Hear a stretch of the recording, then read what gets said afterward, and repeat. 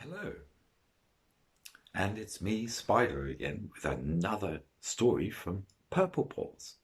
Say hello, Purple Paws. And today's story is called Cat Trouble. Little Purple Paws the Bat and his friends, Big Purple Paws, Ember the Dragon, and Floppy Legs the Green Dragon were being quiet at the back of the classroom. But for some strange reason, Ember the Red Dragon kept looking out the window. "What is it?" said Little Purple Paws. "I keep hearing a meow outside the window," she replied.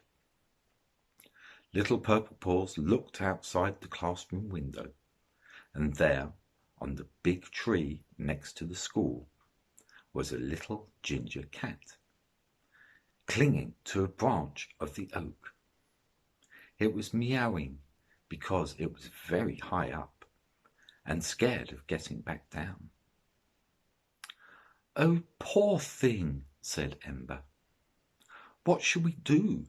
wondered Floppy Legs the Green Dragon. "I don't know," said Big Purple Paws. "Fear not, chums, I have an idea," said Little Purple Paws, coming to the rescue. What's he going to do? His friends thought, or at least one or two of them did. The purple bat then got up and went to the window, where he pushed it open enough to squeeze through. Once he was outside, he flew to the branch where the small ginger cat was, still clinging on for dear life. "Hello, little cat. What's your name?" said Little Paws. "My name's Tiddles. Have you come to get me down?" said Tiddles. "Sure have," said the bat. "Thank goodness for that.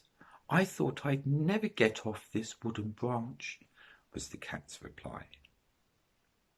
"No trouble at all. I'll just carry you back to the window, then you'll be out of this tree." Which was exactly what Purple Paws did. Holding his furry friend in his strong claws, he flapped his way back to the glass. "Thanks for getting me down," said Tiddles. "That's all right. All we have to do now is get back with my friends, and we can all go home," explained Purple Paws. But once the two pals were back in the classroom, they noticed that everyone had gone home and the lights were off. "Where are your friends?" said the cat, looking around. "I don't know. One of the children must have taken them home for the night," he said. "What are we going to do now?" meowed the cat. "No worries. We'll just fly back out the window and get home that way," said the little purple bat. When they got back to the window, they couldn't get it open. No matter how hard they tried, they pushed and pulled, but it would not budge. It wasn't long until the two small creatures, Tiddles and Purple Paws, realized that they were stuck inside the classroom with nobody to let them out. They went to the classroom door, but that too was locked tight. No chance of escape there, and it was such a long time till morning. Little Purple Paws thought hard, then when he suddenly had an idea. "Tiddles, don't be unhappy. I promise I'll get you home," said the little bat to the orange cat. "How are you going to do that?" "I'm not just any bat, you know. I can do magic." So Tiddles sat on the side of the bench, tail twitching slowly, and watched as Purple Paws drew the magic rainbow on a great big piece of white paper. with sparkling bright colours shining through. There, all done, said Purple Paws, flying back to admire his work. That is a jolly good rainbow, said the little orange cat. Thank you. I must say, I'm rather pleased with it myself.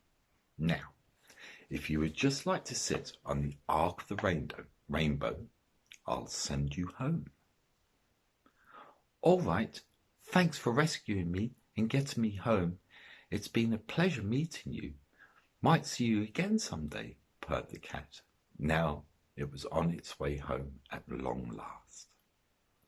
Little Purple Paws spread his arms wide, closed his eyes, and spoke the magic swirling song of enchantment. When he opened his eyes, the cat was still there, quietly washing on the paper rainbow. You still here? Said Purple Paws in surprise. So I am, agreed Tiddles, licking a patch of stubborn fur. How did that happen? Wondered Paws, scratching his head. Absolutely no idea, replied the cat, thinking of bed. So the bat went back over his preparations to see if he had forgotten something.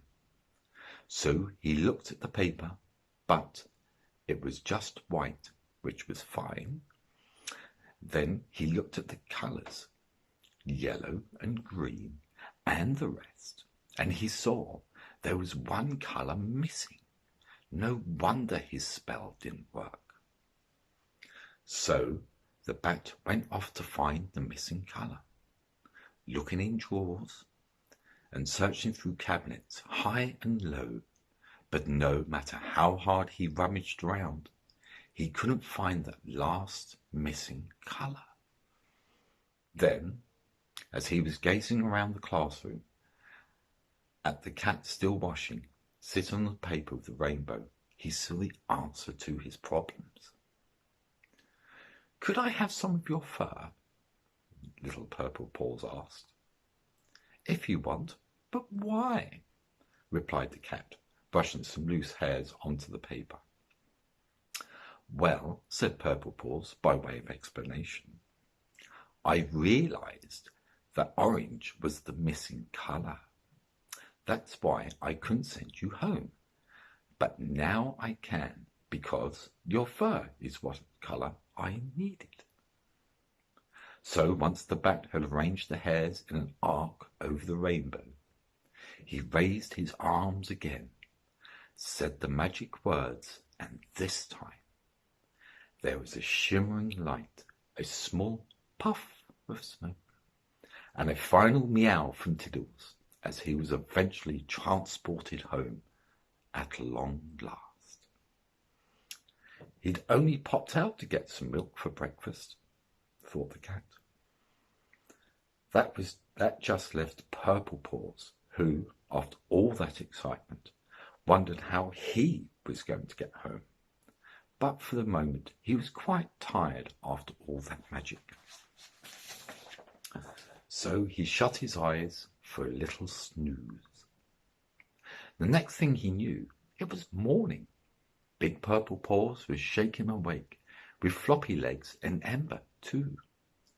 Hello, you lot, said Little Purple Paws, rubbing his eyes. We wondered where you were, said Floppy Legs, giving him a hug.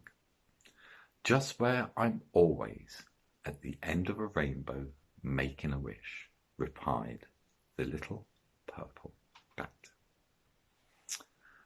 Well, thank you for listening. And so, until another story, me and Purple Paws again to say bye-bye for now. Take care.